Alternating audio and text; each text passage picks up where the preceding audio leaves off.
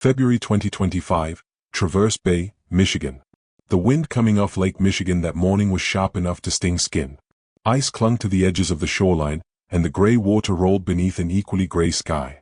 On any other day, the courthouse at the corner of Front Street would have stood in its usual silence, its brick walls weathered by decades of salt, snow, and secrets.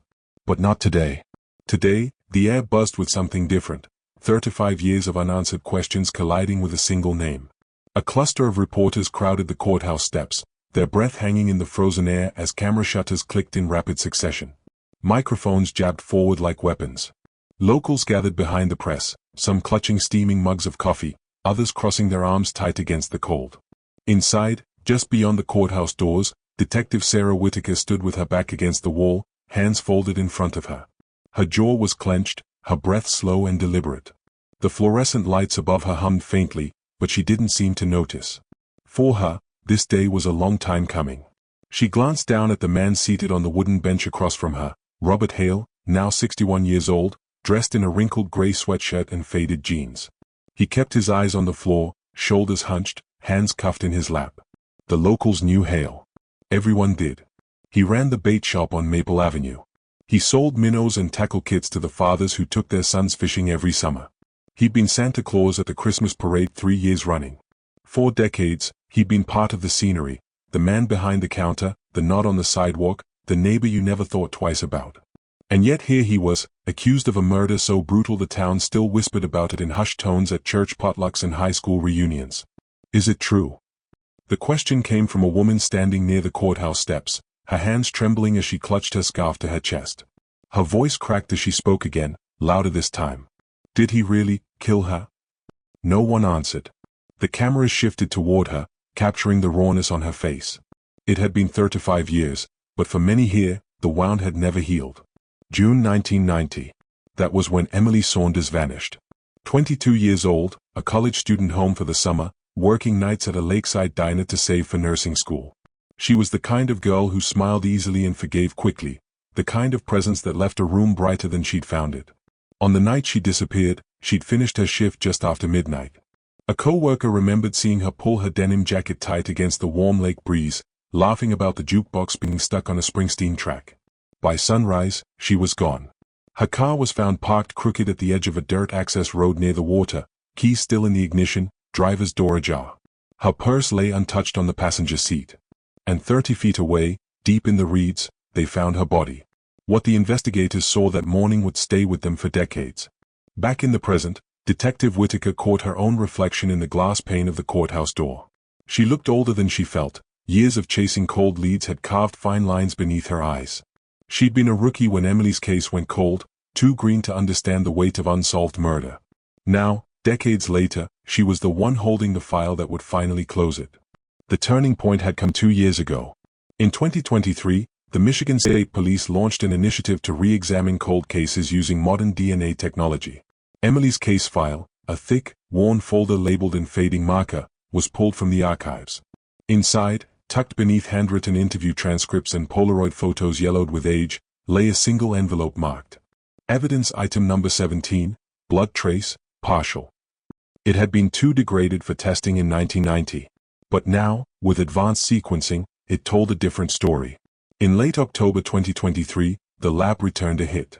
A familial DNA match traced back to a single living relative, Robert Hale.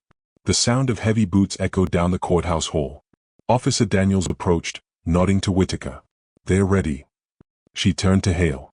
He didn't look up.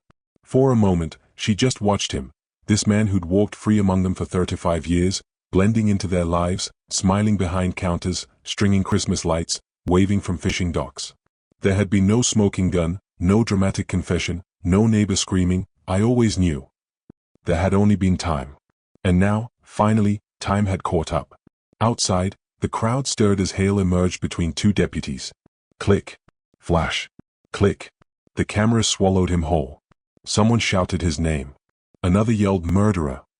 A few gasps cut through the frigid air. In the front row, an older woman clutched a framed photo against her chest. The glass fogged where her breath touched it. Emily's mother. She didn't speak. She didn't move. Her hands shook, but her gaze stayed locked on Hale's face until he disappeared into the waiting transport van. The doors slammed. The crowd murmured. And Detective Whitaker stood on the courthouse steps, scanning the faces of the town she'd called home her entire life. This was closure, they'd say. But staring out at the frozen bay, Whitaker wasn't sure closure was the right word. 35 years. One girl gone.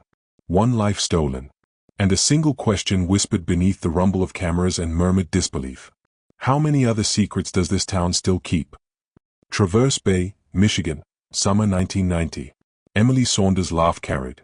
Not in a loud, jarring way, but in a way that wrapped around you, light and unforced, the kind of sound that made people glance up instinctively, smiling without knowing why. Friends used to say you could hear her laugh from the parking lot behind the diner where she worked, spilling out past the smell of frying bacon and fresh coffee, softening even the harshest of mornings. She was 22 that summer. A nursing student at Grand Valley State University, home for the season to save money for her final year.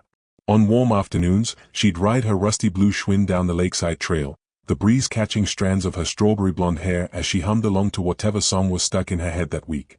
She worked the evening shift at Harbor Light Diner, a staple on the edge of town where fishermen, retirees, and passing truckers all shared the same chipped booze and bottomless coffee. She could carry 5 plates at once without spilling a drop, remembered Sandy Miller, a co-worker who was 19 at the time. Always with that smile. I used to ask her how she did it and she'd just wink and say, secrets in the balance. But Emily's dreams stretched far beyond Traverse Bay. She wanted to work pediatrics. Her father, John Saunders, recalled in an old interview from 1991, his voice cracking despite his composure. She loved kids. Always had. Even as a teenager, she'd volunteer at the library's summer reading program just so she could help the little ones pick out books. She wasn't perfect. She could be stubborn, overly trusting, and occasionally clumsy, but those quirks made her more loved, not less. June 15, 1990. That Friday started like so many others. Emily woke early to drive her younger brother, Danny, to baseball practice, stopping for donuts on the way. She teased him about his unbrushed hair until he swatted at her arm. She was always looking out for me, Danny said years later. Even when I didn't want her to. I used to complain about her nagging, but now, God, I'd give anything to hear her nag me again. After practice, she spent the afternoon by the lake with friends, reading the worn paperback of The Catcher in the Rye she carried everywhere. They watched the sailboats drift lazily across the horizon, their white sails sharp against the deep blue water. That night, she had the closing shift at the diner. She came in around 6, wearing that same denim jacket she always wore, Sandy remembered.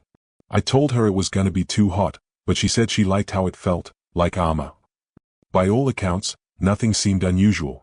She chatted with regulars, joked with the cook, and lingered a little longer than usual when the jukebox got stuck on a Springsteen track.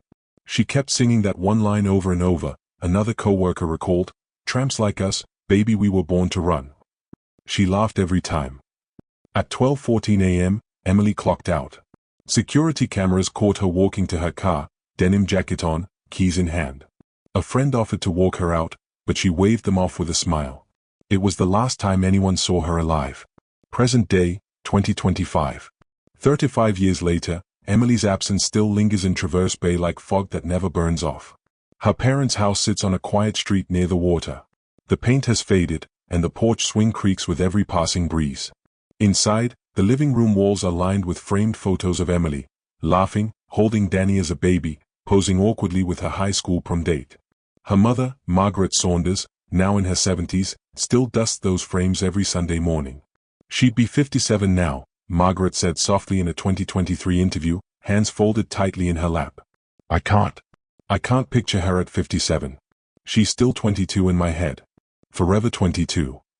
For the Saunders family, Emily's murder wasn't just a tragedy, it was a fracture. John threw himself into work, picking up extra shifts at the plant until his health gave out. Margaret stopped attending church, unable to bear the well-meaning whispers and pitying glances. Danny moved out of state entirely, telling friends he needed distance, but carrying his sister's memory wherever he went. It's like we all froze, Danny admitted. That night became this wall we couldn't climb over. Everything before was one life. Everything after was another.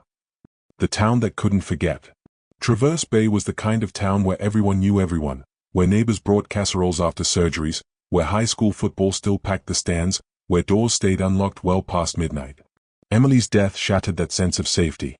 4 months after the murder, the diner stood half empty. Parents stopped letting their teenagers walk home after dark. Couples triple-checked the locks before bed. It felt like the air changed, recalled Linda Brewer, the librarian who supervised Emily's volunteer work. Like we'd lost something we couldn't get back. And nobody talked about it directly, but you could feel it, this crack running right through the middle of town. The whispers started almost immediately. A jealous ex-boyfriend. A passing stranger. A local fisherman spotted near the dunes that night. Rumors bloomed, faded, and bloomed again, each one leaving behind a residue of mistrust. The weight of unanswered questions. What made Emily's case so haunting wasn't just the brutality, it was the silence that followed. No forced entry. No defensive wounds that fit a clear profile. No obvious motive. The Saunders family clung to hope in those early years. They called tip lines, chased leads, sat through endless interviews. But each year, the unanswered questions stacked higher, until the case file itself grew swollen with dead ends. And as the years blurred into decades, Traverse Bay learned to live around the absence, like a sky you stop noticing until you run your fingers across it. Why Emily's life mattered. Emily's story is more than the tragedy that ended it. It's the ripple effect she left behind. A younger brother who became a teacher because Emily once told him he'd be great at helping kids. A best friend who moved out of Traverse Bay, chasing the freedom Emily always dreamed of but never reached. Dozens of children at the library whose earliest memories of reading came from the quiet patience of a smiling college student who knelt beside them and said, "You can do this." She had plans. She had love. She had a future. And someone took it from her. For 35 years, her name sat on a dusty shelf in the Traverse Bay Police Department, stamped across a cold case file no one thought would ever warm. But in October 2023, a single DNA match cracked it wide open. Emily's case wasn't just reopened, it was about to redefine justice for a community that had waited too long. 8:12 a.m., Saunders residence. The sun spilled across the small two-story house on Willow Street, warming the chipped white paint and the wild tangle of lilacs climbing the fence. Inside, Emily Saunders sat cross-legged on the couch, her nursing textbook spread open, a half-finished bowl of cereal balanced on the armrest. "Danny, hurry up," she called down the hall. "Coach is gonna make you run laps if you're late again." Her younger brother appeared, still groggy, dragging his baseball gear behind him.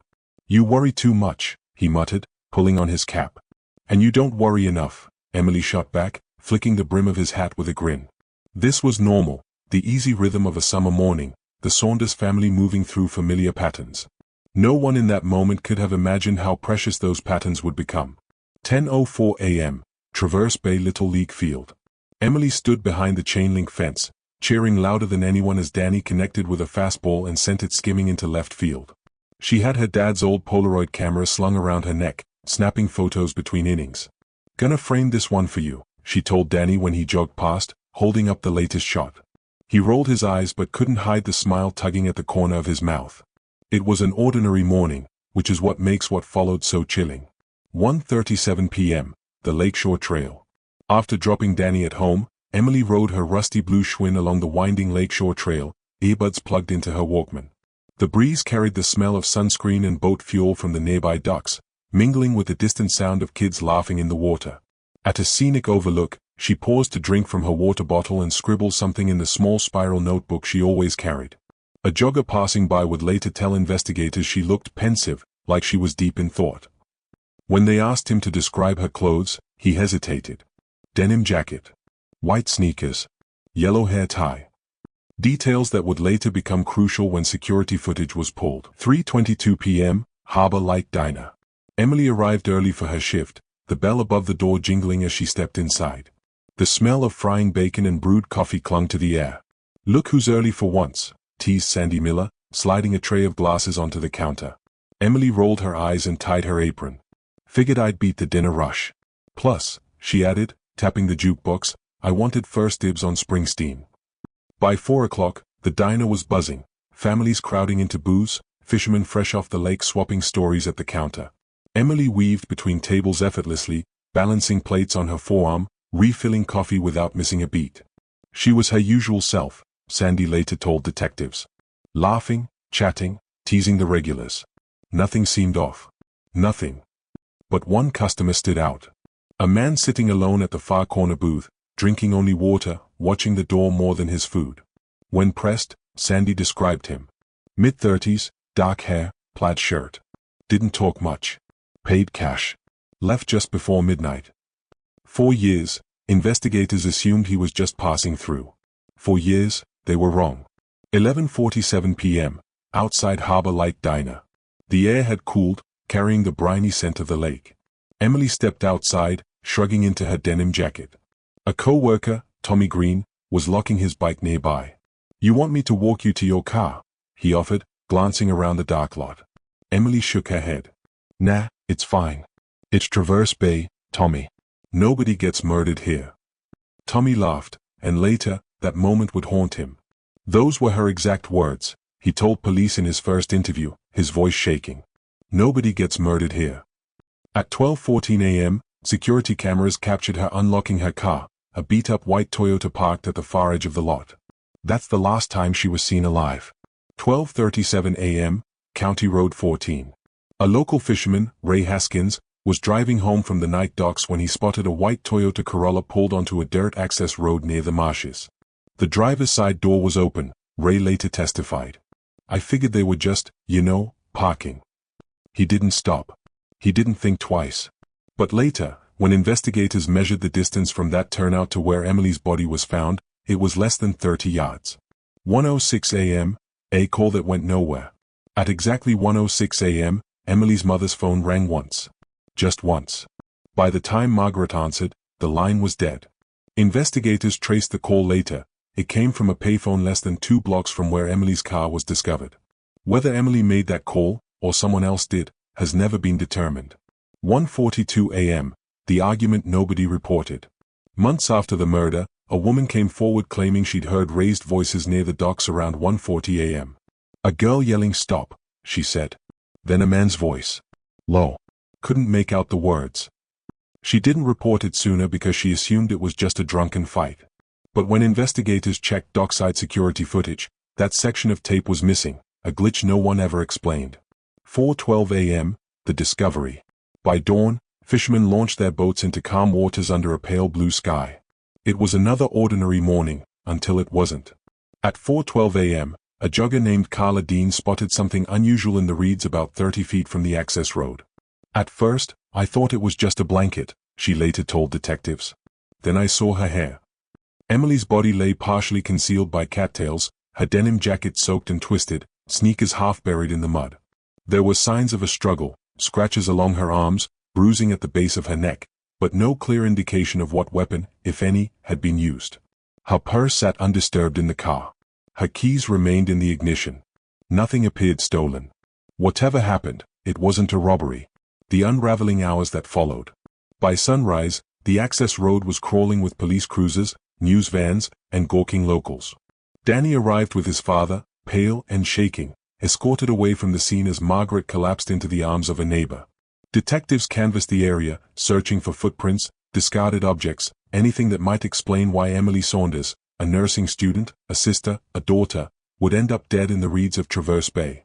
They found tire impressions leading away from the dirt road, belonging to a vehicle that was never identified. They found a broken yellow hair tie caught in the brush. And they found a partial blood trace on Emily's jacket, too degraded for testing in 1990, but sealed carefully in an envelope marked evidence item number 17. The silence that followed. By the end of that week, Emily's funeral drew nearly half the town. White carnations lined the church steps, and the pews overflowed with mourners. Everyone wanted answers. No one had any. Police interviewed dozens of people, co-workers, friends, ex-boyfriends, strangers passing through, but nothing solid stuck. Witness timelines conflicted. Alibis blurred. And every promising lead eventually went cold. For 35 years, all anyone knew for certain was this. Emily Saunders left work smiling. Less than an hour later, she was dead. And whoever killed her managed to disappear without a trace. Present day, 2025. When Detective Sarah Whitaker looks back on that night, she always starts here, with the little fragments everyone remembered. A stranger at the diner. A missing security tape. A single, unanswered phone call. Individually, none of it made sense. But when DNA finally cracked the case in 2023, those fragments would fall into place like glass shards, forming a picture Traverse Bay had spent 3 decades trying not to see. The sun had barely risen over Traverse City, Michigan, on that brisk October morning in 1989, when the world of a quiet lakeside community tilted forever. The day began like any other in the small town, the smell of wet leaves clinging to the crisp autumn air, the low hum of boat engines far off on Grand Traverse Bay, and the distant chatter of gulls circling over the water. But by mid-morning, something dark would ripple through this peaceful veneer, setting in motion one of Michigan's most haunting cold cases. A morning like any other. At 8:27 a.m., Martha Jennings, a retired librarian who lived on East Shore Drive, grabbed her jacket, coffee thermos, and binoculars. It was her ritual, a morning walk along the wooded trails behind her home, where the forest opened up to a secluded bluff overlooking the lake. She followed the narrow dirt path lined with oak and birch, the crunch of fallen leaves underfoot muffled by the breeze. For 30 years, she had walked this route without incident. But on this particular morning, she noticed something out of place. At first, I thought it was just a pile of clothes, Martha would later tell investigators. Then I saw the hair. Long, dark, tangled in the leaves. Martha froze, her breath catching in her throat. The body lay half hidden under a scattering of branches, as though someone had tried hastily to cover it. Her hands trembled as she fumbled for her purse and pulled out her flip phone, dialing 911. The 911 call. Dispatcher, Grand Traverse County 911, what's your emergency? Martha, shaky eye, I found a woman. She's not moving. I think she's dead. God, there's so much blood. Dispatcher, stay calm. Where are you? Martha, off East Shore Drive, near the Bluff Trail. Please, hurry. Within 10 minutes, 2 patrol cars from the Grand Traverse County Sheriff's Department pulled up to the dirt path entrance. Among them was Deputy Frank Nolan, a seasoned officer with 15 years on the force. He would later admit that the memory of what he saw that morning haunted him for decades. The first officers on scene. Deputy Nolan and his partner, Officer Diane Kessler, approached cautiously, marking their steps to avoid disturbing potential evidence. The forest was eerily quiet, the only sound the distant lapping of the lake. Then they saw her. Emily Saunders, just 22 years old, lay sprawled on her back, her jeans and sweater stained deep crimson. A gash across her left cheek suggested a violent struggle. Her once vibrant hazel eyes stared blankly at the canopy above. Diane crouched beside the body, touching 2 fingers gently to Emily's neck. No pulse, she whispered, her voice barely audible. Nolan scanned the area. The ground bore signs of a struggle, broken branches, scuffed earth, and drag marks leading from the trail. A torn necklace chain glimmered faintly in the morning light. Just beyond the trees, a set of tire tracks cut into the damp earth, veering off toward a service road. Nolan called it in immediately, securing the scene. By 9:15 a.m., the area was swarming with law enforcement. Yellow tape cordoned off the woods as Detective Harold Mason from the Sheriff's Investigative Unit arrived with his crime scene team. Mason, a meticulous man in his early 40s, had handled his share of violent crimes but knew this one would stick with him. He ordered a full perimeter sweep, assigning officers to document everything. Photographs of Emily's body from multiple angles. Casting of the tire tracks leading away from the scene. Collection of fibers snagged on a nearby tree branch. Bagging a blood-stained sweatshirt partially buried under leaves. A small gold locket found clutched in Emily's hand bore initials engraved inside, E.S., later confirmed to be hers. Inside was a tiny photograph of her and her younger brother. That detail broke me, Mason would confess years later. She must have been holding onto it when she died. The coroner's initial observations. At 10:40 a.m., Dr. Marianne Keller, the county coroner, arrived at the scene. Dressed in a navy windbreaker and latex gloves, she crouched beside Emily's body, carefully examining her injuries. Preliminary estimate, she said, glancing at Mason. Time of death somewhere between midnight and 3 a.m. She noted multiple contusions along Emily's arms and ribs, suggesting defensive wounds, and a deep laceration on the side of her head, likely from blunt force trauma. What troubled Dr. Keller most, however, was the ligature mark around Emily's neck. Strangulation, she murmured quietly, more to herself than anyone else. Discovery of the footprint. As the investigative team combed the area, Officer Kessler spotted something just beyond the clearing, a partial shoe print pressed into the damp earth. Looks like a men's size 11, Mason observed. Distinctive tread. Could be from a hiking boot. They photographed and cast the print immediately, logging it as evidence number 47. At the time, it seemed promising, but with no suspect and no match in any local databases, the footprint would sit in storage for 35 years, waiting for technology to catch up. Family notification. While investigators worked, 2 officers were dispatched to the Saunders residence. Emily's parents, Robert and Linda Saunders, were still eating breakfast when they heard the knock. Robert opened the door, coffee mug in hand, expecting perhaps a neighbor. Instead, he found 2 solemn-faced deputies. "Deputy, Mr. Saunders, I'm afraid we have some difficult news." Linda's scream carried through the neighborhood, stopping neighbors mid-step on their porches. The media descends. By early afternoon, local reporters had caught wind of the grisly discovery. Traverse City Record Eagle splashed the story across its afternoon edition. Young woman found dead near Lake Trail, homicide suspected. News crews swarmed the quiet street where Emily's parents lived, their cameras rolling as tearful neighbors left flowers and cards on the Saunders porch. Detective Mason's final words that day. As the sun dipped below the horizon, Detective Mason stood at the edge of the taped-off woods, watching as Emily's body was carefully lifted into a black coroner's van. The once tranquil trail was now a nexus of grief, fear, and unanswered questions. "We'll find who did this," Mason told the press later that evening. "No one gets away with something like this." But he was wrong, at least, for a long time. For the next 3 decades, Emily's case would grow cold. The evidence sat locked away in dusty boxes, her autopsy photos yellowing with time, until one tiny piece of biological material preserved under fingernails would finally break the silence. A single DNA breakthrough in 2024 would change everything. The August sun blazed overhead, but inside the small sheriff's department in Traverse County, Michigan, the air felt heavy with unease. Detective Harold Hal Morrison, then a 37-year-old investigator with a receding hairline and a perpetual frown, leaned back in his chair, staring at the evidence board plastered with photographs of Emily Saunders, smiling yearbook pictures, candid shots with friends, and, hauntingly, the Polaroids taken at the crime scene. Emily's death had shaken the entire community. She wasn't just another victim, she was the bright, vibrant daughter of Margaret and Robert Saunders, a star athlete, and a local sweetheart. When she was found brutally murdered in a wooded area outside of town, the case instantly became a priority for the sheriff's department. But despite the urgency, the investigation stumbled from the start. The first 48 hours. The call came in just after dawn on August 15, 1988. Deputies Tom Riley and Frank Dempsey were the first on the scene. Female victim, late teens to early 20s, significant blunt force trauma, possible sexual assault. Deputy Riley's voice crackled through the radio. Detective Morrison arrived minutes later, kneeling by the body, careful not to disturb the leaves or soil beneath. Emily lay partially covered by a torn denim jacket, her clothing disheveled, and her lifeless eyes staring up at the canopy above. There were drag marks nearby, suggesting she'd been moved after the attack. But what stood out most was what wasn't there: no weapon, no footprints, no tire marks. Whoever did this had been careful, methodical. "This wasn't random," Morrison muttered, jotting notes into his weathered pad. Interviewing the inner circle. Back at the station, the first priority was speaking to Emily's closest friends and family.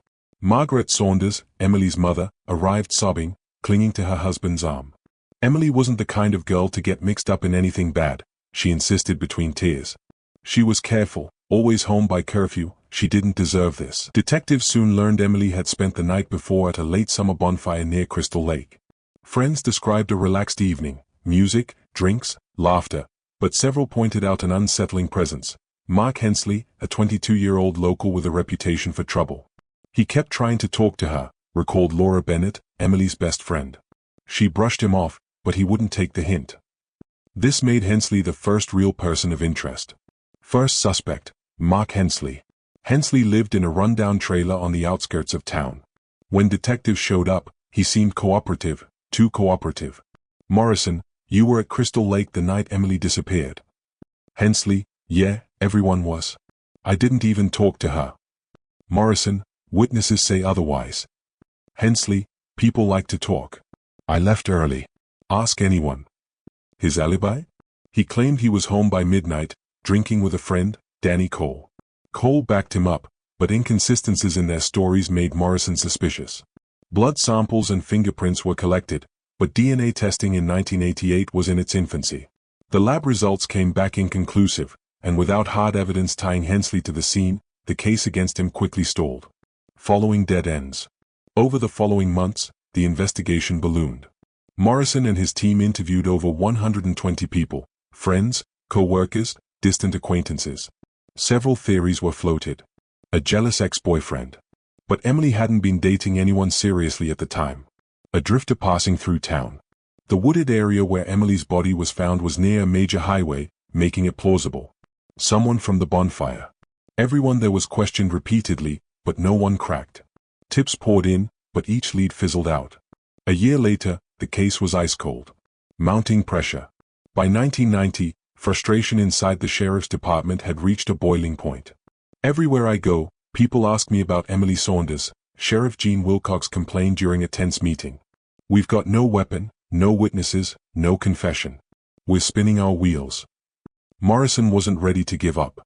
He pushed for sending the limited biological evidence they had, tiny blood smears and a partial hair sample, to the state lab in Lansing for advanced testing. But the technology at the time couldn't deliver what he needed. The weight of failure. By 1993, the file on Emily Saunders was shoved into the cold case cabinet, one of dozens of unresolved tragedies gathering dust. Morrison carried the guilt with him for decades. In an interview years later, he admitted, "Emily's case haunted me. We had her life laid out on that board, the friends, the suspects, the last known movements, and we still couldn't bring her justice. Every time I looked at her picture, I felt like we'd failed her. The evidence that would someday solve it." Despite the stagnation, Morrison made a critical decision in 1995. He preserved all of the evidence, even when storage space was scarce and others pushed to purge unsolvable files. Among the items he secured: a scrap of fabric clutched in Emily's hand, fingernail scrapings, a single cigarette but found near the drag marks, a minute biological sample from the victim's clothing. At the time, these pieces felt insignificant, but decades later, they'd become the key to unlocking the case, foreshadowing the breakthrough. In 1988, Morrison had no way of knowing how far forensic science would evolve. But by choosing to preserve every fragment, he unwittingly set the stage for the DNA breakthrough that would finally identify Emily's killer 35 years later. Back then, though, it felt like failure. Cases like Emily's stick with you, Morrison reflected in 2025. You lie awake wondering if you missed something, if the killer's walking free right under your nose. Little did he know, the killer was closer than anyone imagined, and the truth would eventually shatter the Saunders family, the sheriff's department, and the entire Traverse County community. The winter of 1990 in Lansing, Michigan, carried a strange kind of silence for the Saunders family, the kind born from uncertainty, grief, and unanswered questions. 4 months after Emily Saunders' brutal murder, her parents clung desperately to hope, waiting for the call that never came. Every time the phone rang, Margaret Saunders, Emily's mother, would snatch it up, expecting the police to say they had caught her daughter's killer. But the leads dried up almost as soon as they began. By spring of 1990, the investigation had hit its first major wall. A case that went cold too soon. Detective Ron Jeffries, the lead investigator at the time, sat hunched over his desk, staring at a pinboard crowded with photographs. Emily's smiling senior portrait, close-ups of the crime scene, and dozens of mugshots of local offenders. None of them fit. It was like trying to complete a 1,000-piece puzzle with half the pieces missing, Jeffries would later recall. We didn't have DNA testing back then, not like we do now. We had fingerprints, fibers, witness statements, but nothing solid enough to stick. They canvassed the area relentlessly. Over 70 interviews were conducted in the first month alone. Neighbors, classmates, ex-boyfriends, co-workers from the diner where Emily worked weekends. Every single one led nowhere. The only physical evidence they had was a partial fingerprint smudged on Emily's car door and traces of an unknown man's DNA collected from her clothing. Technology, at the time, couldn't match it to anyone. It would sit in storage, gathering dust, for decades. The first suspect, and the first letdown. 2 months into the investigation, police zeroed in on David Hanlon, a 27-year-old mechanic who dated Emily briefly the year before. He had a temper and a history of bar fights, and neighbors reported seeing his truck near the wooded area where Emily's body was found. Jeffries and his partner brought him in. "You think I'd hurt Emily?" Hanlon spat during interrogation, his knuckles white around the edge of the table. "I loved her, man. I didn't touch her." Forensics backed him up. Hanlon's alibi checked out. Security footage placed him at a gas station across town at the time Emily was last seen. He was cleared, but the damage was done. For the Saunders family, every time a suspect was cleared, it felt like reliving the loss all over again. The years drag on. By 1993, the case file had grown thick, but progress had slowed to a crawl. New crimes demanded police attention, budgets were tight, and unsolved murders were piling up. The Saunders family became reluctant experts in cold case bureaucracy. Margaret called the Lansing Police Department every few weeks, hoping for updates, while Emily's father, John Saunders, stopped calling altogether. "You stop asking after a while," John admitted in a rare 2001 interview. "Because the answer's always the same. We're working on it." But you know they're not. Family holidays became strained. Margaret couldn't set a place at the table without seeing Emily's smile in her mind's eye. Her younger brother, Kyle, started acting out in school, his grades slipping as anger replaced his grief. A mother who refused to let go. Despite the silence from police, Margaret Saunders refused to let her daughter's memory fade into a forgotten file cabinet. In 1997, she started a small advocacy group called Voices for Emily, distributing flyers around Lansing and organizing annual candlelight vigils on the anniversary of Emily's death. "Somebody out there knows something," she would say into the microphone every year, her voice trembling but firm. "We won't stop until Emily has justice." Her persistence occasionally brought the case back into the media spotlight, but each burst of coverage yielded nothing more than stale tips and false leads. The detectives who wouldn't quit. By 2005, Detective Jeffries had retired, but the case passed to Detective Carla Mitchell, a younger investigator with a reputation for relentless digging. She reopened the Saunders file and immediately spotted something overlooked: the untested DNA sample. The problem? At the time, Michigan's crime lab had a 2-year backlog for DNA testing. When the sample was finally processed in 2007, it was entered into CODIS, the national DNA database, and returned no matches. "That was the hardest day," Mitchell later said. "I thought, this is it, we're going to nail him." And then, nothing. The toll on the family. By the 2010s, Emily's parents had aged under the weight of grief. John suffered a mild stroke in 2011, his once boisterous laugh replaced by quiet resignation. Margaret, however, remained steadfast, though the fight wore on her. Emily's younger brother Kyle grew distant, eventually leaving Lansing altogether. In a rare interview years later, he admitted, "I couldn't breathe there anymore. Every street reminded me of her. And every time Mom would light those candles, I'd just feel guilty I was still here." The tragedy didn't just take Emily, it fractured the Saunders family, piece by piece. Missed connections. Over the years, tips trickled in but led nowhere. A supposed eyewitness in 1998 swore they'd seen a man dragging a body into the woods. He later recanted, admitting he made it up for the reward money. A serial offender arrested in 2002 bore a passing resemblance to a composite sketch, but DNA cleared him instantly. In 2015, an inmate in another state claimed to know who killed Emily. After weeks of chasing his lead, investigators discovered he fabricated the story to secure a transfer to a different prison. Each dead end deepened the wounds. A hope that never died. By 2020, Margaret Saunders was in her 70s, her voice softer but no less determined. "I'm not going to die without knowing who killed my daughter," she told a local news station. "I can't. She deserves better than that." Behind the scenes, technology was catching up. Advancements in genetic genealogy, the same method that caught the Golden State Killer, were beginning to rewrite cold case investigations across the country. In late 2023, Detective Carla Mitchell, now heading Lansing's cold case unit, quietly resubmitted Emily's DNA sample for familial DNA testing, hoping to catch a distant relative of the killer. She didn't tell the Saunders family, not yet. She didn't want to give them hope until she was sure. This silence set the stage for a revelation no one saw coming, a DNA breakthrough that would shatter decades of uncertainty and finally point investigators straight at their suspect. The small town of Maple Hollow, Michigan, was forever altered by Emily Saunders' murder in the summer of 1989. Her death left more than just unanswered questions. It created a breeding ground for urban legends, whispered rumors, and folklore that would haunt the community for decades. The rumors begin.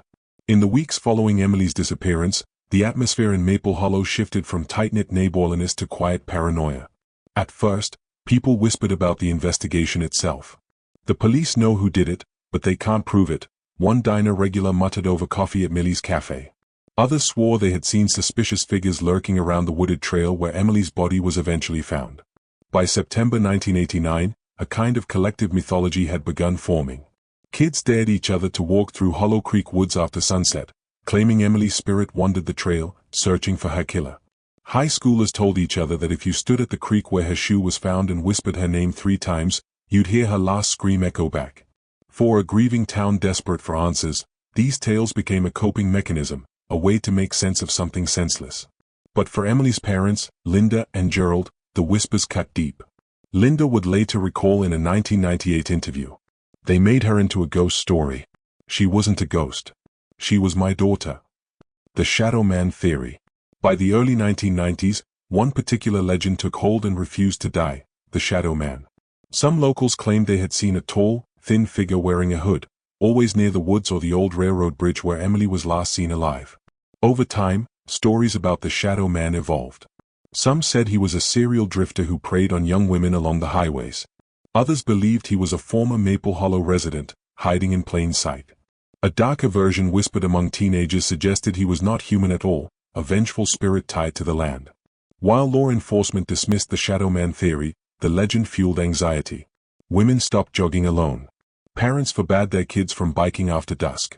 Even into the 2000s, Shadow Man sightings were occasionally reported, though none were ever substantiated. False suspects and fading trust. These myths weren't just harmless campfire stories, they impacted the investigation. Detective Mark Hollins, who led the original 1989 case, later admitted in a 2015 interview that community rumors constantly sent them chasing ghosts. One tip claimed Emily had been abducted by a passing trucker. Another swore she'd been killed by a jealous classmate. Yet another suggested a satanic cult operated deep in Hollow Creek woods. It was chaos, Hollins recalled. Every week we were chasing a new theory, and every time we hit a dead end, the town lost a little more faith in us. By 1995, trust between police and the community was fraying. Some residents believed the killer was being protected by someone in authority. Others thought the police had simply botched the case. The rise of amateur sleuths. When the internet era dawned in the late 1990s, Emily's case took on a new life. Online forums and early message boards became hubs for amateur investigators, some of whom lived hundreds of miles away but were drawn to the mystery. One now infamous thread on the site crimecoldfiles.net attracted thousands of posts. People analyzed grainy aerial maps of Hollow Creek woods, debated inconsistencies in witness statements, and argued endlessly over the Shadow Man theory. This online attention reignited local interest, but it also deepened the rift between Emily's family and the community. Linda Saunders once pleaded in a 2003 TV interview, "I want justice for Emily, not ghost stories. Stop turning her death into entertainment." A haunting presence. Despite the family's frustration, Emily's name became woven into the fabric of Maple Hollow's identity. Every year on the anniversary of her death, candles and flowers appeared along the trail where she was found. Yet even this solemn remembrance carried an edge of superstition. Some locals believed leaving offerings kept Emily's spirit at peace. Others claimed that strange things happened if you didn't: flashlights dying, sudden cold spots, the feeling of being watched. By the mid-2010s, ghost hunting YouTubers began showing up in town, hoping to make contact with Emily's spirit. One particularly popular video in 2017, titled "Screams in the Woods: The Haunted Trail of Maple Hollow," racked up nearly 1 million views and fueled a new wave of Shadow Man sightings.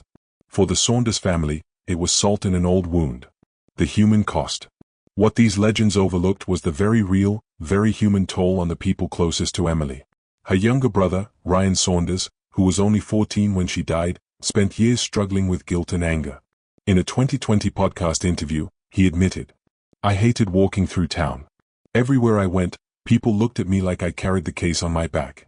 Either they wanted me to tell them secrets I didn't have, or they wanted me to confirm their crazy theories." For Ryan, every whispered rumor, every campfire story, and every YouTube video felt like a fresh betrayal. A town trapped by its own story. By the time DNA evidence finally cracked the case in 2024, Maple Hollow had been living under Emily's shadow for 35 years. When authorities announced that the killer was not a stranger, not a drifter, and certainly not a supernatural figure, but a man who had lived quietly in a neighboring county for decades, the revelation shook the town. Everything they thought they knew was wrong. The Shadow Man was just a myth. The cult theories were nonsense. The haunting was real, but it wasn't paranormal, it was psychological. The town had been haunted by uncertainty, by silence, by the weight of not knowing. On a gray February morning in 2025, after the DNA breakthrough, residents gathered at the old railroad bridge where Emily was last seen. The same spot that had spawned decades of stories and fear. Linda Saunders stood quietly among them, holding a single white rose. For the first time in decades, she seemed at peace. "Emily's story belongs to us again," she whispered. And just like that, the legends began to fade. The summer of 2019 had begun like any other in the quiet town of Brookhaven, Michigan. Humid afternoons, buzzing cicadas, and the faint, sweet smell of lilacs blooming across old backyards. But beneath the surface, a dormant storm was brewing, one that would shake this sleepy community to its core. For 35 years, the brutal murder of Emily Saunders had haunted Brookhaven like a shadow that refused to fade. Entire generations had grown up knowing her name, some out of whispered cautionary tales, others from faded justice for Emily flyers still clinging to telephone poles at the town's edge. And then, in early July 2019, everything changed. 1. A routine inventory turns explosive. On a humid Tuesday morning, Detective Laura McKinney, a 52-year-old investigator with the Michigan State Police Cold Case Unit, sat in her Lansing office combing through the department's digital evidence archives. The unit had just been granted additional funding to audit unsolved cases tied to violent crimes from the 1980s and early 1990s.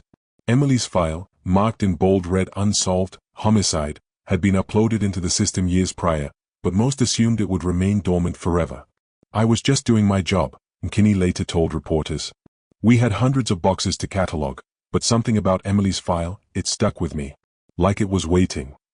Inside the digital record sat a notation from 1984, when investigators had collected scrapings from beneath Emily's fingernails. Back then, DNA technology didn't exist. All they had done was store the material, hoping future science might catch up. Now, decades later, McKinney realized those samples had never been run through the state's modern combined DNA index system, CODIS. She immediately flagged the evidence for expedited testing. Within 24 hours, a lab courier arrived to transfer the samples to the Michigan State Forensic Science Division. 2. A silent hope, and a growing tension. For the Saunders family, hope had always been dangerous. Linda Saunders, Emily's younger sister, now 54 and living in Ann Arbor, received McKinney's call late that evening. She hadn't heard Emily's name spoken by an investigator in nearly 2 decades. She said they were retesting some of the old evidence, Linda recalled in an interview. "And I didn't know how to feel. Excited? Terrified? We've been burned so many times before." Linda spent that night staring at an old photo of Emily, a bright, smiling 19-year-old in a denim jacket, and wondered if this was finally the moment her sister's voice would be heard again. But not everyone welcomed the renewed attention. Sheriff Bill Thompson, who'd retired in 1999 but still lived in Brookhaven, warned McKinney that reopening the case would stir up old ghosts. Some locals preferred the past remain buried. Rumors had become law, and suspicion had long been redirected onto outsiders. Still, McKinney pressed forward. 3. The DNA breakthrough. It took 6 weeks for the Michigan Crime Lab to complete testing. McKinney checked her inbox each morning with a mix of dread and anticipation. Then, on August 28, 2019, the email arrived. Subject: DNA results, Saunders homicide. CODIS hit. Full profile match. See attached report. The report named Richard "Rick" Holloway, a then 22-year-old Brookhaven resident in 1984, now a 57-year-old mechanic living in Fort Wayne, Indiana. Holloway had never been on investigators' radar back then. He'd been arrested in 2012 on unrelated burglary charges, during which his DNA was entered into CODIS. That quiet decision a decade earlier had finally connected the dots. McKinney read the email 3 times before picking up the phone. "I just sat there, shaking," she told the Detroit Free Press. "After 35 years, we finally had a name." 4. Revisiting old shadows. Armed with the new lead, McKinney began reconstructing Holloway's 1984 movements. Back then, he'd been working part-time at a local hardware store just a mile from where Emily was last seen. He'd lived in a rented room above the Rusty Nail Tavern, a bar notorious in the 1980s for underage drinking and shady deals. Several elderly Brookhaven residents remembered Holloway vaguely. "Quiet kid, always wore that baseball cap low over his eyes," one recalled. "He was odd. Always hanging around, but never really in the group," said another. But without DNA, there had never been any reason to suspect him. McKinney's team cross-referenced employment logs, tax records, and Holloway's movements. Within 2 weeks, they had built a profile placing him near the Saunders residence on the night Emily vanished. 5. The community reacts. When news of the DNA match leaked to local media, Brookhaven erupted. Some felt vindicated. Others were furious. At a town hall meeting in early September, long-simmering tensions boiled over. "You mean to tell us this guy's been walking free all this time?" shouted one resident. "Why wasn't this tested sooner?" demanded another. Do you know how many families could have been spared decades of pain if you'd done your damn jobs? For Emily's surviving friends, the revelation was surreal. Cara Jennings, Emily's college roommate, broke down in tears during a TV interview. "It's like losing her all over again," she whispered. "I've spent 35 years trying to imagine what happened that night, and now we might actually know." 6. The final push. With Holloway identified, investigators needed one last piece of evidence to secure an arrest warrant: a confirmatory DNA sample. In October 2019, McKinney and 2 agents from the Michigan State Police traveled to Fort Wayne. They set up surveillance outside Holloway's modest ranch-style home. Days later, Holloway tossed a half-empty soda can into his curbside trash. That single discarded item became the key to justice. Lab results confirmed the match. It was him, McKinney stated bluntly. No doubt. 7. A catalyst that shook the system. The Saunders case didn't just crack open, it redefined Michigan's approach to cold cases. Within months, the state announced a $4 million initiative to review unsolved violent crimes with untouched biological evidence. For Linda Saunders, the moment was bittersweet. "It's like we've been holding our breath for 3.5 decades, she said. "Now we can finally exhale." But she also admitted something few understood. Finding out who killed Emily doesn't erase the hole she left behind. It just stops the bleeding. The hum of fluorescent lights filled the nearly empty Coldwater County Sheriff's Department. Detective Laura Mitchell sat hunched over her desk, her eyes scanning through a faded manila folder that hadn't been touched in decades. The words stamped in red ink across the front read: Emily Saunders, homicide, unsolved. A cold case. 35 years cold. She gently flipped open the file, careful not to tear the brittle pages. Inside were black and white photos of the crime scene, grainy and stark. Emily Saunders' lifeless body lay partially hidden beneath a patch of wild daisies on the edge of Bell River. There were scribbled witness statements, handwritten officer notes from 1985, and a few old Polaroids, their colors now bleeding into sepia tones. But what caught Laura's attention wasn't the faded ink or outdated paperwork. It was a single unprocessed evidence bag, marked simply, biological sample, unknown male DNA. Her heartbeat quickened. Technology had changed since 1985. What investigators back then couldn't test, she could now run through national databases in a matter of hours. And that possibility, that tiny sliver of hope, was enough to make her believe, maybe, just maybe, she could finally give Emily's family the answers they'd been waiting for.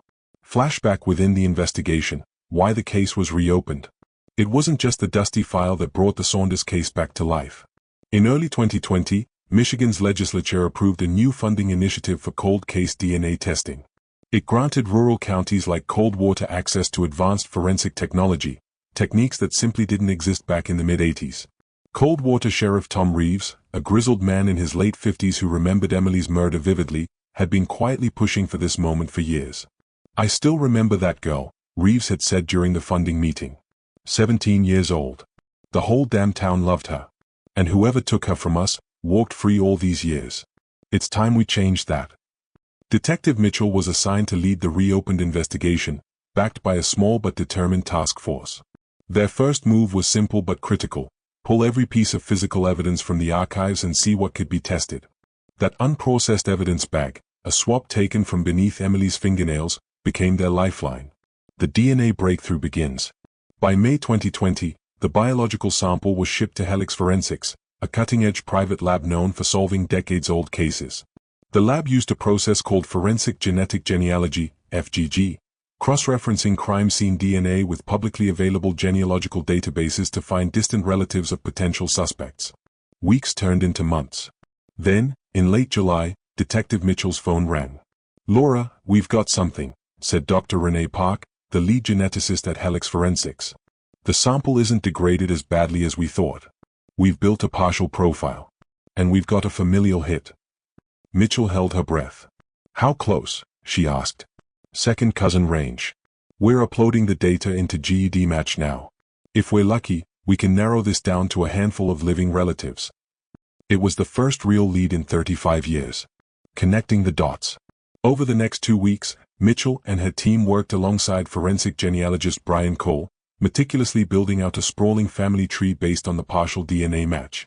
They traced the lineage back 4 generations, identifying dozens of cousins, distant uncles, and estranged siblings scattered across the Midwest.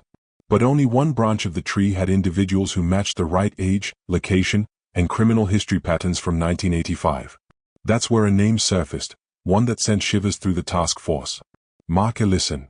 In 1985, Ellison was a 23-year-old drifter who worked odd construction jobs around Bell River. He had a minor record for trespassing and bar fights, but nothing violent enough to put him on investigators' radar back then. After Emily's murder, Ellison moved 2 towns over and eventually left Michigan altogether. By 2020, he was living quietly in Akron, Ohio, working as a truck mechanic. Surveillance and strategy. Before making any moves, the task force initiated discreet surveillance.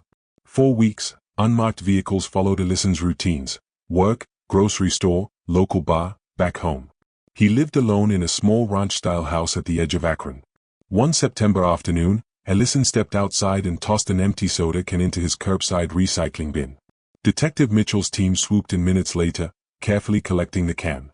Back at the Michigan State Police Crime Lab, technicians swabbed the rim and compared the DNA to the sample found under Emily Saunders' fingernails. Days later, the results came in. Match confirmed, 99.98% probability.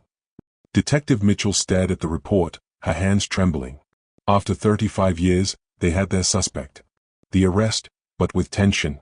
In October 2020, Mitchell, Sheriff Reeves, and a joint team from Michigan and Ohio law enforcement descended on Ellison's house at dawn. They found him in his garage, working on a carburetor. "Mark Ellison?" Mitchell called out, her badge glinting under the rising sun. He looked up, startled. "Yeah. Who's asking?" "Detective Laura Mitchell, Coldwater County Sheriff's Department. You're under arrest for the 1985 murder of Emily Saunders." Ellison froze. For a long moment, he said nothing. Then a strange, almost bitter smile tugged at the corner of his mouth. "You cops," he muttered softly, shaking his head. "Took you long enough." Family reactions and emotional fallout. When the Saunders family got the call, it was as if 3.5 decades of silent agony cracked open all at once. Emily's younger brother, David Saunders, now in his 50s, wept as he spoke to the press. "I didn't think this day would ever come. For years, it felt like Emily was just forgotten. But Detective Mitchell and her team, they brought her back to us." But there was another layer of pain, too. Some residents whispered uneasily about Ellison. After all, he'd lived among them for years after the murder, hiding in plain sight. Others struggled to reconcile their memories of him with the brutal reality of what he'd done. Past meets the present. Standing by Bell River on the anniversary of Emily's death, Detective Mitchell placed a single white daisy on the ground, the same kind that once grew near Emily's body. "You finally have your voice back, Emily," she whispered. The reopened investigation had not only solved a decades-old crime but had restored faith, memory, and justice to a community frozen in grief for 35 years. And yet, for Mitchell, one question still lingered in the back of her mind. Why now? What made Ellison decide to attack Emily that night in 1985? The answer, she suspected, lay deep within the interrogation room, and that's where the next phase of this case would begin. Snow drifted lazily outside the Lansing Police Department as Detective Mark Reynolds leaned back in his chair, staring at the glowing DNA report in his hand. It had taken nearly 3.5 decades, hundreds of hours of work, and technology that hadn't even existed when Emily Saunders was murdered, but they finally had a name. Harold Hal Whitaker. 63 years old now. A retired auto plant worker living just outside Kalamazoo. A man who, on paper, looked like any other aging Midwesterner, divorced twice, no criminal record since the 90s, living quietly in a modest ranch-style home with his Labrador retriever. But on the night of October 12, 1989, Hal was something very different, the last person seen near Emily Saunders before she vanished forever. "This is it." Reynolds tapped the paper with his pen, the words coming out low and steady. "This is it, Dana. We finally got him." Across the room, Dana Patel, the lead forensic analyst on the cold case, barely looked up from her laptop, but her lips curled into the faintest smile. "The familial DNA match is rock solid," she said. "The GED match hit lined up with 2 distant cousins, and we built out the tree. Harold Whitaker's DNA came from that coffee cup you pulled out of his garbage last week. There's no way around it, he's our guy." Reynolds rubbed his temples. Part relief, part dread. For 35 years, the Saunders family had lived in a suspended reality. Birthdays missed, empty chairs at Thanksgiving, endless unanswered questions. He'd promised Emily's mother, Margaret Saunders, 2 years ago when he took over the cold case unit that he would find out who killed her daughter. Now he had a name. But a name wasn't an arrest. They needed more. The surveillance. The team decided against knocking on Hal's door right away. If Whitaker knew they were onto him, there was a chance he could destroy evidence, lawyer up, or worse, disappear. For the next 2 weeks, Lansing PD worked closely with the Michigan State Police and even brought in an FBI behavioral analyst. They built an airtight profile, mapping Hal's movements, contacts, and financial activity.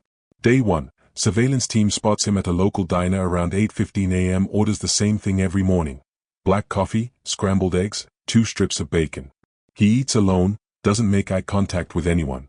Day 4, he visits his ex-wife, Linda Whitaker, in Battle Creek. Stays for less than 20 minutes. Investigators later learn she hasn't spoken to him regularly in years and had no idea the Saunders case was connected to him.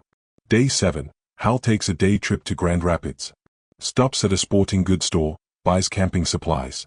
Analysts briefly panic, thinking he might be preparing to run, but he returns home that night.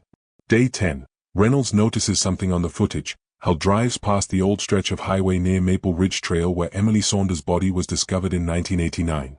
Doesn't stop, but slows down just enough to make Reynolds' stomach tighten. His revisiting it, Reynolds muttered in the observation room. 35 years later, and he still can't stay away. Confronting the past.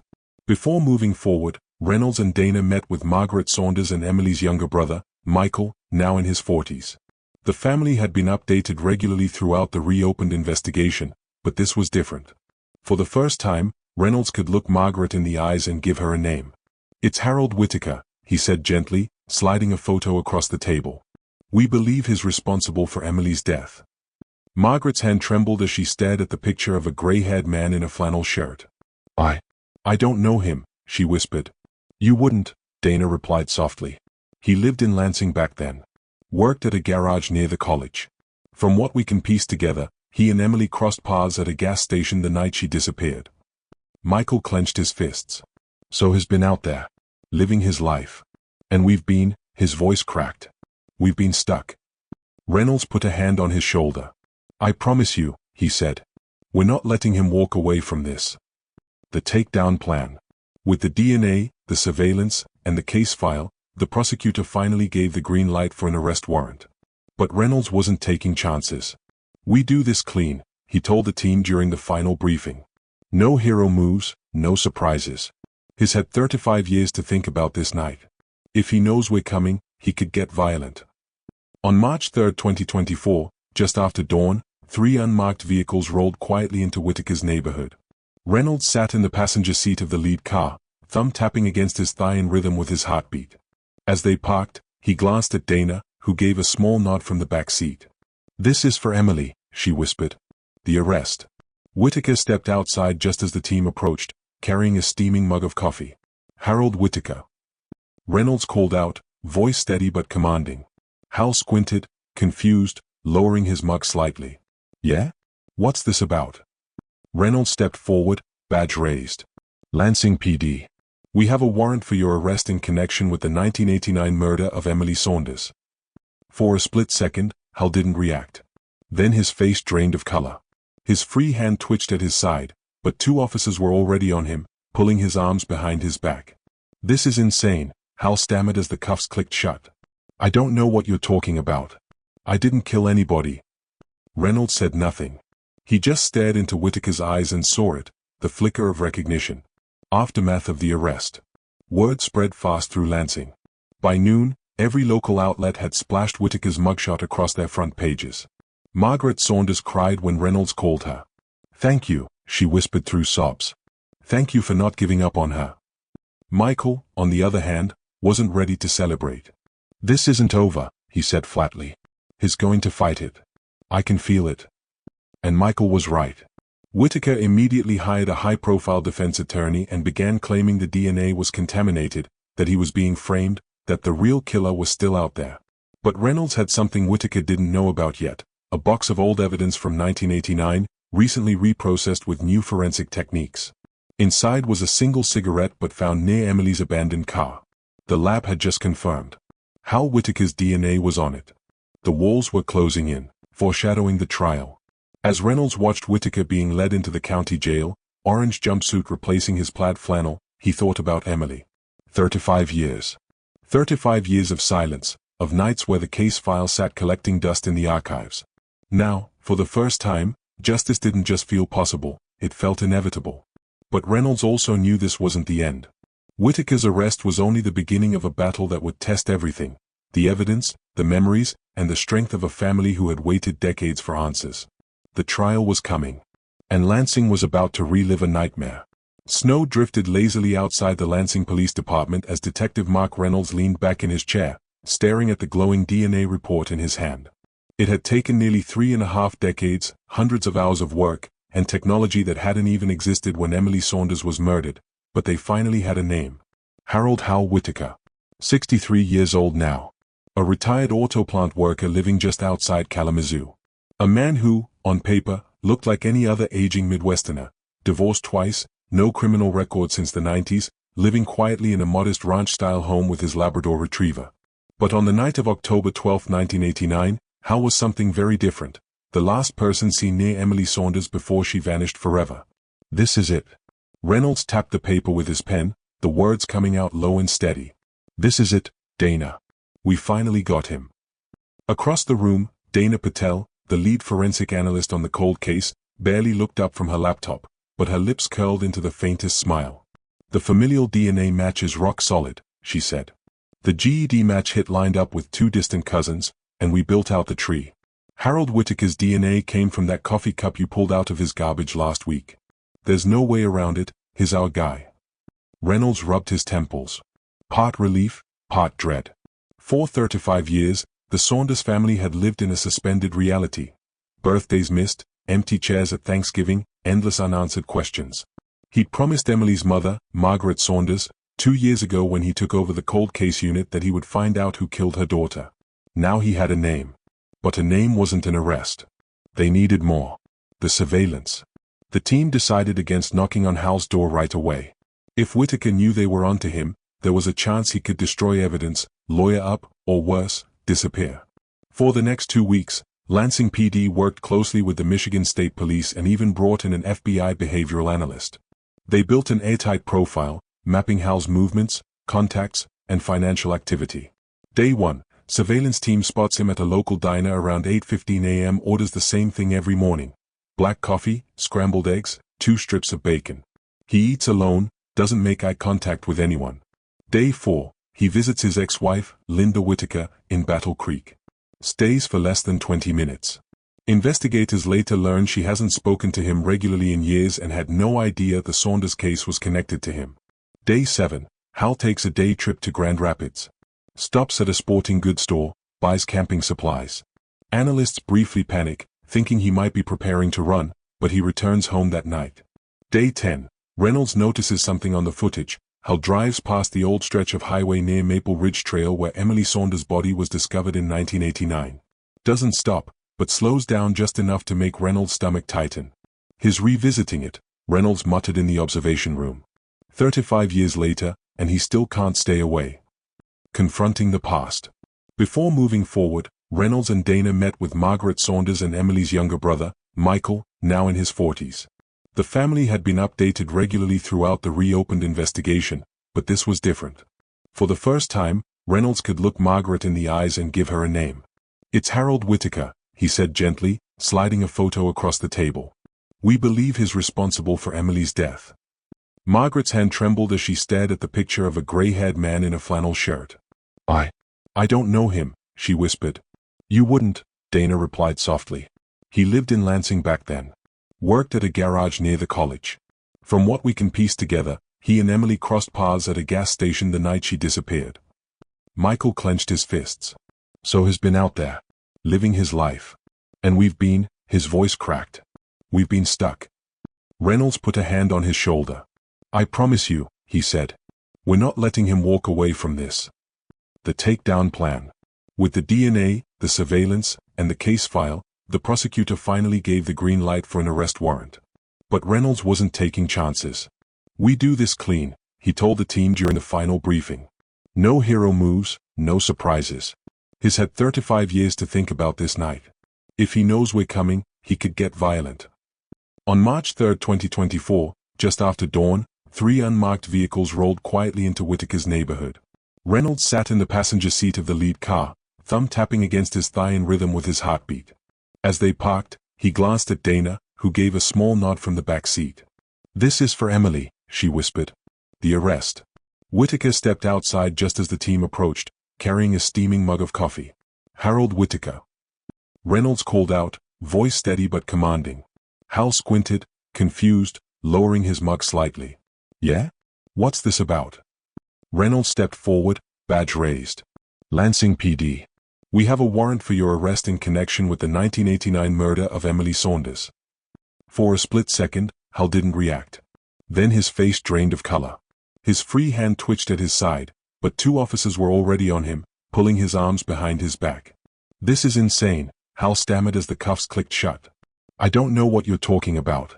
I didn't kill anybody." Reynolds said nothing. He just stared into Whitaker's eyes and saw it, the flicker of recognition. Aftermath of the arrest. Word spread fast through Lansing. By noon, every local outlet had splashed Whitaker's mugshot across their front pages. Margaret Saunders cried when Reynolds called her.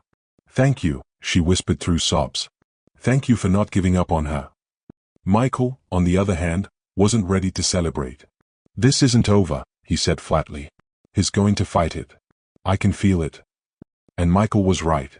Whitaker immediately hired a high-profile defense attorney and began claiming the DNA was contaminated, that he was being framed, that the real killer was still out there. But Reynolds had something Whitaker didn't know about yet, a box of old evidence from 1989, recently reprocessed with new forensic techniques.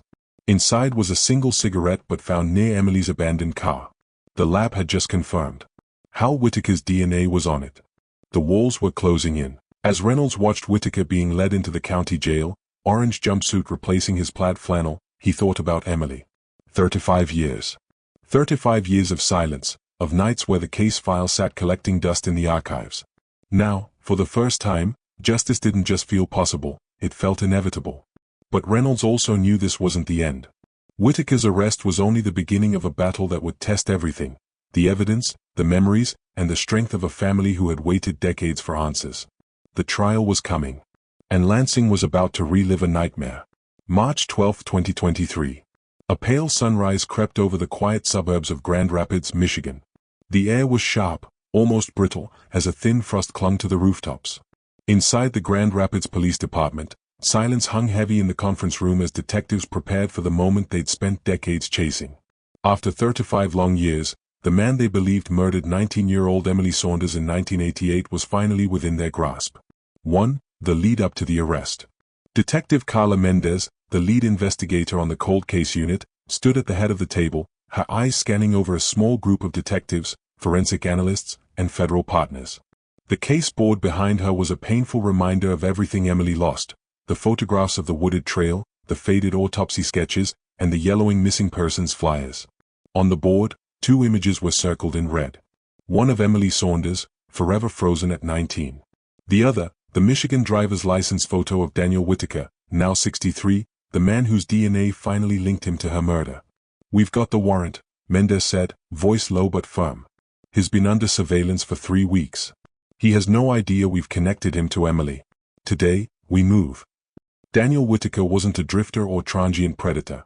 He'd lived an unassuming life less than 40 miles from where Emily's body had been found. He'd been married twice, raised 3 kids, and worked as a long-haul truck driver.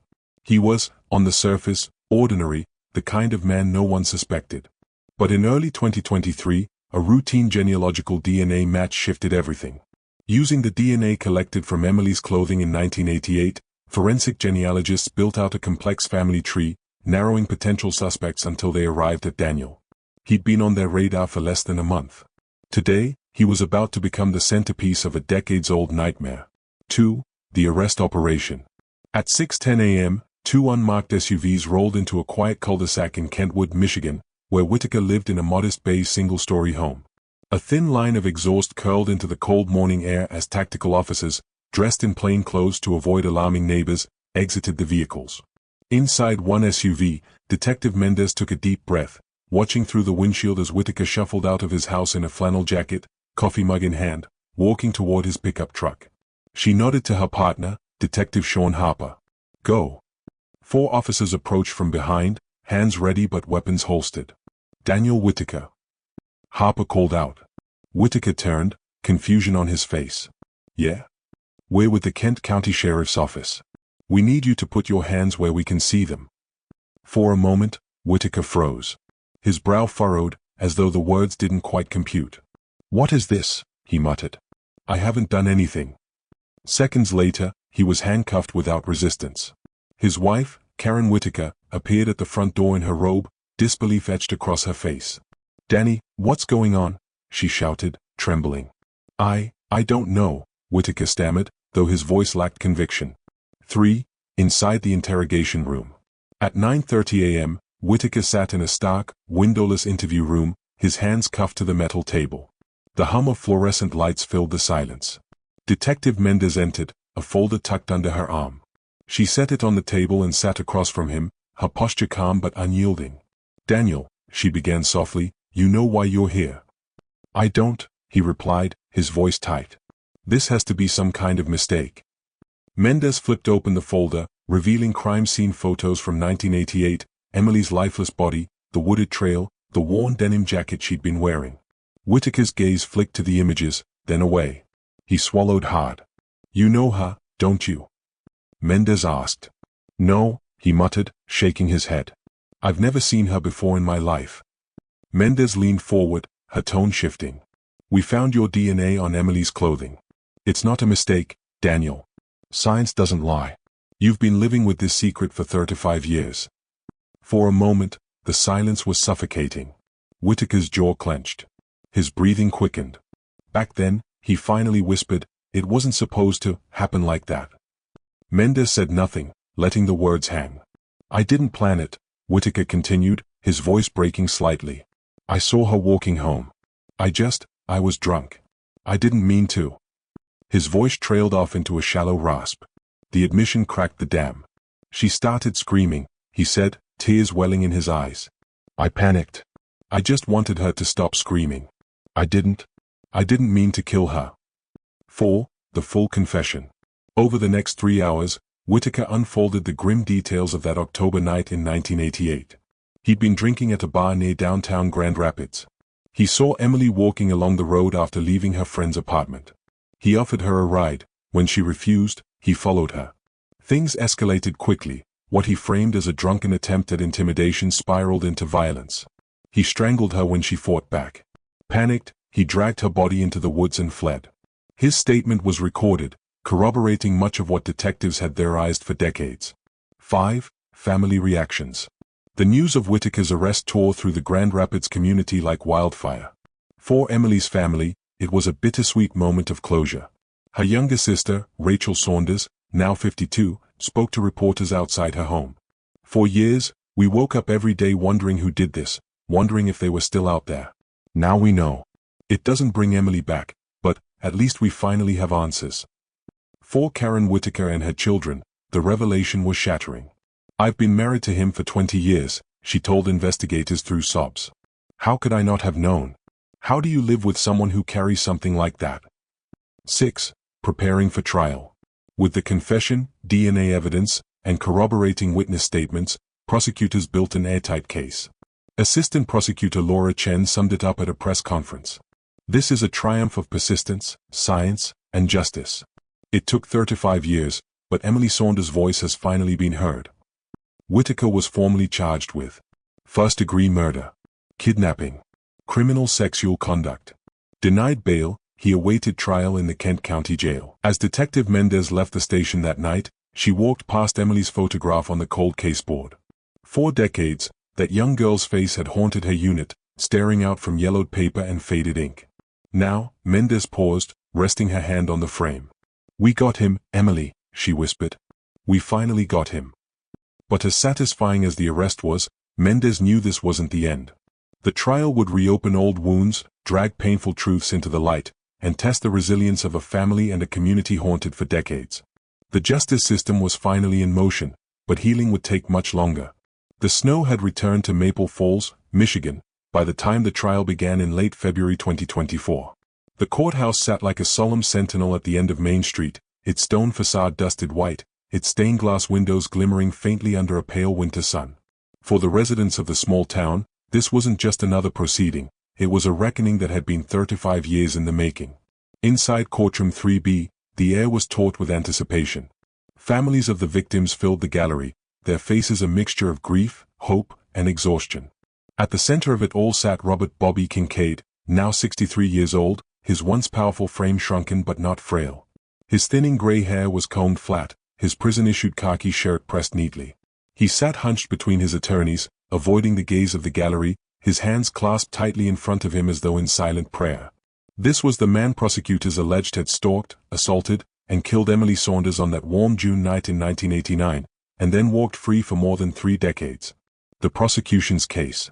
Assistant District Attorney Rachel Portman opened with a voice steady but sharp, designed to pierce through years of silence. Ladies and gentlemen, for 35 years, the Saunders family has waited. They waited for answers. They waited for justice. And today, we can finally tell you what happened to Emily, not as rumor, not as speculation, but as fact. Her case was meticulous, built on the mountain of evidence that had accumulated since the cold case was reopened in 2022. DNA evidence, a single skin cell preserved on Emily's clothing in 1989 was now matched, beyond any statistical doubt, to Kincaid through a genetic genealogy database. Witness testimonies. 2 surviving witnesses recalled seeing Kincaid's distinctive blue pickup truck near the trailhead that night. Pattern of behavior. Portman painted a picture of a man with a history of violence against women, citing sealed arrest records and past assaults. This isn't coincidence, she said firmly, holding up the DNA lab report. This is science. And science does not forget. The courtroom sat in complete silence except for the hum of fluorescent lights. The defense strategy. Kincaid's lead defense attorney, Daniel Burke, leaned heavily on reasonable doubt. He portrayed his client as a scapegoat, a poor man with a troubled past now being railroaded by overzealous prosecutors desperate to close an unsolved case. This DNA was found on a scrap of clothing stored for 35 years, Burke argued. Do you trust a chain of custody that spans generations? Do you trust technology that didn't even exist when this evidence was collected? He questioned the reliability of witness memories, the potential for contamination, and even suggested that Kincaid had crossed paths with Emily that summer, but had nothing to do with her death. Despite his sharp rhetoric, the defense lacked something critical, an alternative suspect. The emotional testimony. The most gut-wrenching moments came when Emily's family took the stand. Linda Saunders, Emily's younger sister, now in her 50s, her voice trembling but firm, addressed the jury directly. I was 12 when Emily died. 4 years, I waited for her to come home. I still have her letters, and the dress she never got to wear to prom. My parents died not knowing what happened to her. Please, don't let her be forgotten. Members of the jury wiped their eyes. Even Kincaid shifted uncomfortably but kept his gaze fixed on the defense table. The turning point. Midway through the second week of trial, the prosecution dropped a bombshell. They played an audio recording from an interview Kincaid had given to detectives after his arrest in 2023. In the tape, Kincaid denied knowing Emily, at first. But under sustained questioning, his story shifted. He admitted he'd seen her once or twice and maybe talked to her that night. Detectives pressed harder, and his voice cracked. I didn't mean to hurt her, she wouldn't stop screaming. I just wanted her to be quiet. Gasps rippled through the gallery. The confession wasn't full, but it was enough. The verdict. After 16 days of testimony and 12 hours of deliberation, the jury filed back into the courtroom on March 5, 2024. Judge Evelyn Hart asked the foreperson to rise. On the charge of first-degree murder in the case of the People versus Robert Kincaid, how do you find?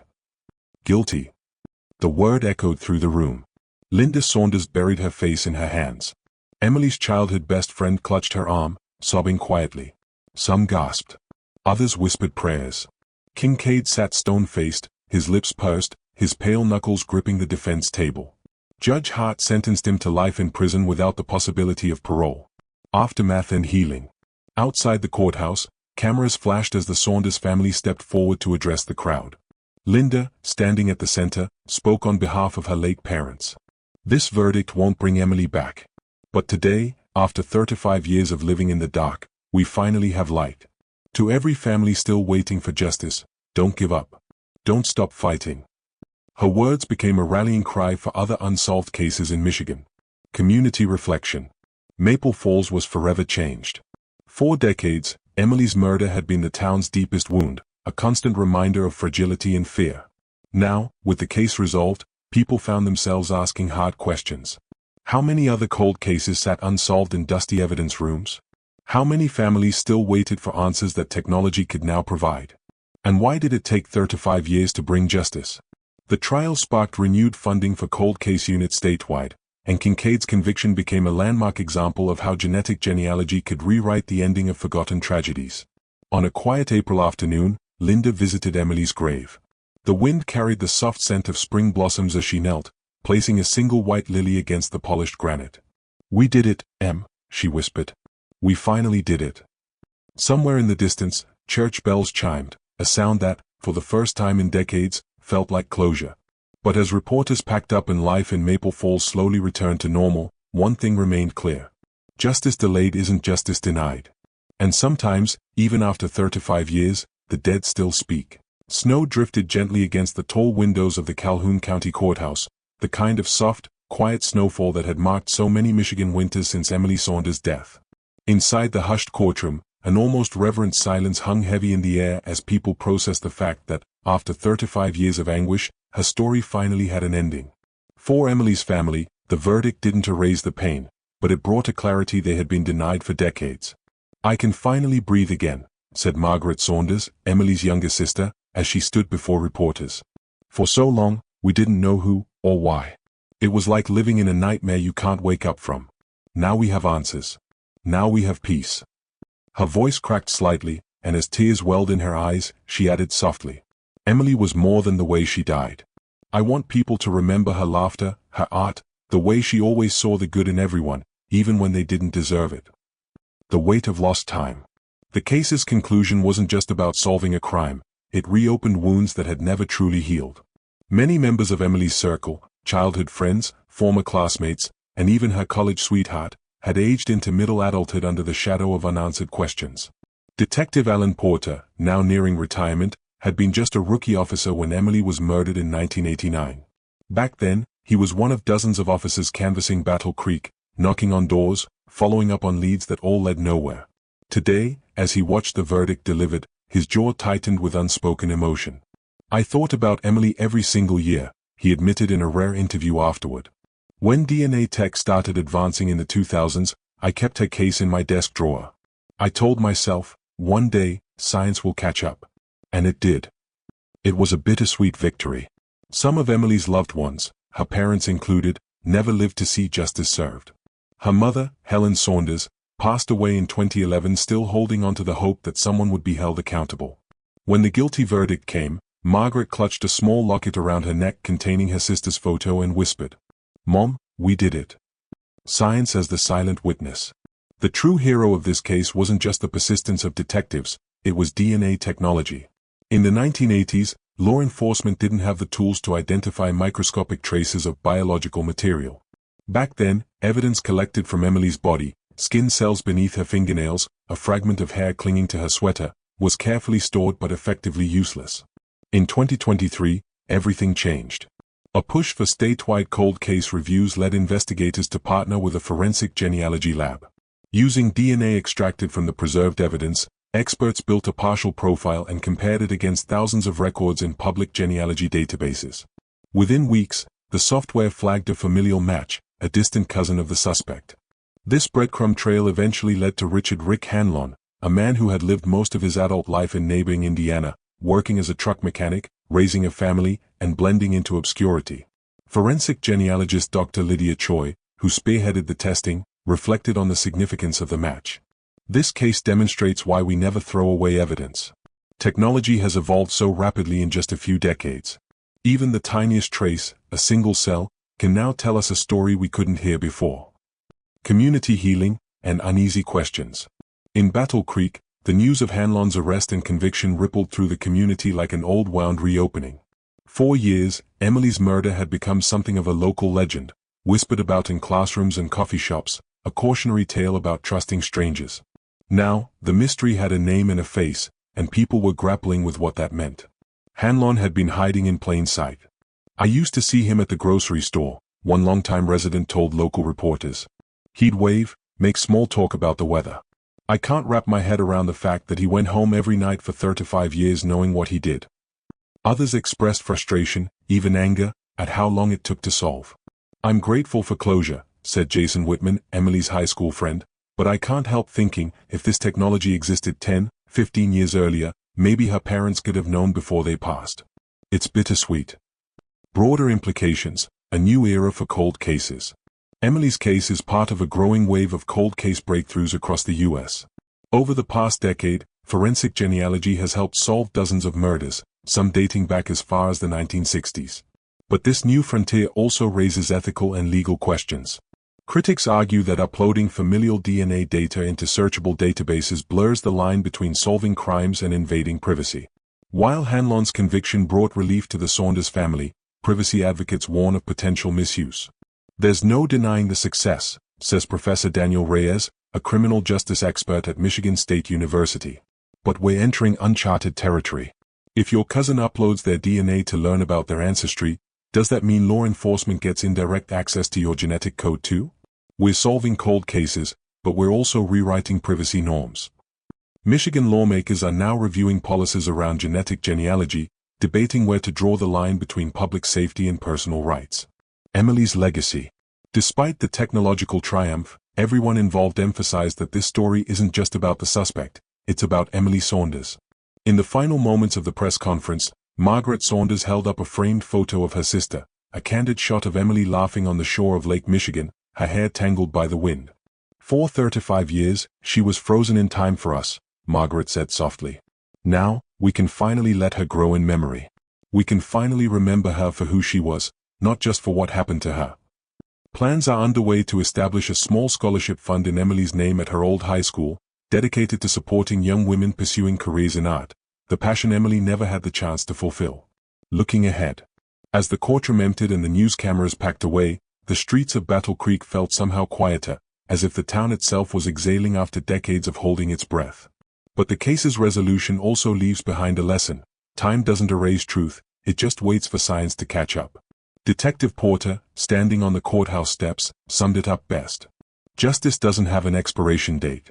Emily's voice was finally heard. And I hope that gives hope to every other family still waiting for answers. Emily Saunders' story is more than a solved murder, it's a testament to persistence, the power of science, and the resilience of families who refuse to forget. Her name will no longer be synonymous with mystery, but with hope, a reminder that even after decades, justice can still prevail. The courtroom had long since emptied, leaving only the faint echo of footsteps down the marble corridors and the quiet hum of fluorescent lights overhead. Outside, the February wind whipped across the courthouse steps, rattling loose leaves and tugging at coats. Detective Sarah Whitmore stood on the top step, staring at the horizon where the winter sun bled into gray clouds. Detective Sarah Whitmore stood on the top step, staring at the horizon where the winter sun bled into gray clouds. Emily Saunders' killer was behind bars. After 35 years, justice had finally found its way through the cracks of time. But Sarah didn't feel closure. She had expected relief. Maybe even peace. Instead, there was only an ache, the kind that came from knowing how fragile justice really was. It had taken a miracle of science, dogged determination, and a lot of luck to close Emily's case. How many others wouldn't be so fortunate? She reached into her coat pocket, pulling out the folded photograph she had carried for months. It was Emily's smiling face, frozen in youth, eyes full of life she'd never get to live. Sarah exhaled slowly, her breath fogging in the bitter air. Then her phone buzzed. "Whitmore," she answered, her voice low, weary. "Detective, it's forensics." The voice on the other end was tense, clipped, nothing like the measured calm she was used to from the lab techs. "What's wrong?" There was a pause, too long. "We got a hit," the tech finally said. "A partial DNA match. It came from the federal cold case database we flagged after Emily's trial." Sarah's heart kicked hard against her ribs. A match to what? Another silence. Then the words came, soft but sharp enough to slice through the icy air. "The Caldwell Woods case." Sarah blinked, stunned. That case had haunted Michigan investigators for decades, a brutal double homicide from 1991, where two teenage girls vanished after a summer bonfire. Their bodies were found days later, deep in the woods, their killer never identified. "You're saying, whoever killed Emily Saunders?" Sarah's voice trailed off, the pieces already fitting together in her mind. Not the same person, the tech clarified.